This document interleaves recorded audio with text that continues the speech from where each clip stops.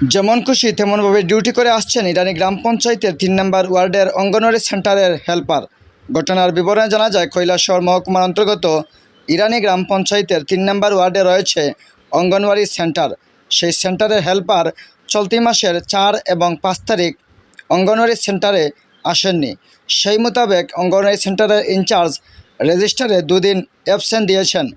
আজ সকালবেলা রেজিস্টার খাতা দেখা মাত্রই তেলে বেগুনে জ্বলে ওঠেন হেল্পার। অকথ্য ভাষায় গালাগালি করতে থাকেন অঙ্গনওয়াড়ি সেন্টারের ইনচার্জকে। তৎক্ষণাৎ সেখান থেকে চলে যান। যাওয়ার পর কতিপয় এক ব্যক্তির দ্বারা ফোন আসে এবং নানা বিশ্রী ভাষায় মন্তব্য করতে থাকেন। অঙ্গনওয়াড়ি সেন্টারের ইনচার্জকে হুমকি দমকি দিতে থাকেন। তারপর অঙ্গনওয়াড়ি সেন্টারের ইনচার্জ এ বিষয়ে স্থানীয় ইরানি থানাতে লিখিত আকারে অভিযোগ দিয়েছেন এবং হেল্পারের বিরুদ্ধে গৌরনগর সিডিপিও অফিসে একটি লিখিত আকারে অভিযোগ দিয়েছেন। এখন দেখার বিষয় পুলিশ প্রশাসন কী রহস্য উদ্ঘাটন করে। এবারে আপনাদের নিয়ে যাব অঙ্গনওয়াড়ি সেন্টারের ইনচার্জের স্বামীর বক্তব্যে। Bureau report, star Tripura. Anwar Ali, বাবার নাম ইলিয়াস আলী, যে বাড়ি ইরানি, ওয়ার্ড নম্বর ৫। কালকে আমার স্ত্রী স্কুলে গেছে, অঙ্গনওয়াড়ি স্কুল ৩ নম্বর ওয়ার্ডও। তাইনের লগে হইল হেল্পার বেগম। যাওয়ার পরে তাইনের সই দেওয়ার লাগছে।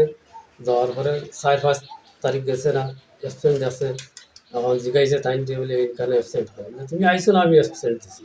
লেখানে আমার অ্যাবসেন্ট দিলাই, আমি ফোন করেও জানাইলাই না, আর তুমি অ্যাবসেন্ট দিলাই আমার। আমি তুমি অ্যাবসেন্ট দিছি, ফোন করে জানাইলে তো আমি দিলাম না অ্যাবসেন্ট।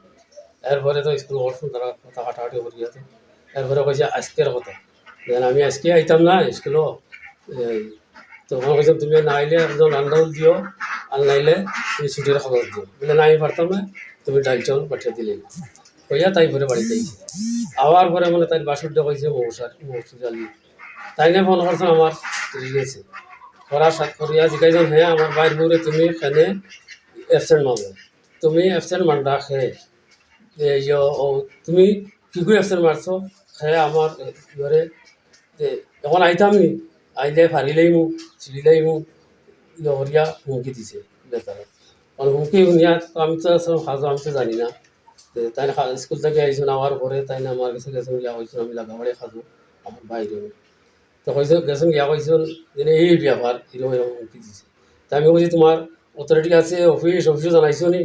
বলে আমি সুপারভাইজারটা আমার কইছি। বলে সুপারভাইজারটা কইলে হইতো না, তুমি সিডিওরে ডাইরেক্ট চলো। আমি কাজ বাদ দিও লগে লগে সিডিওর কেন গেছি। যাওয়ার পরে তাই না কইছো না, আমিও কইছি।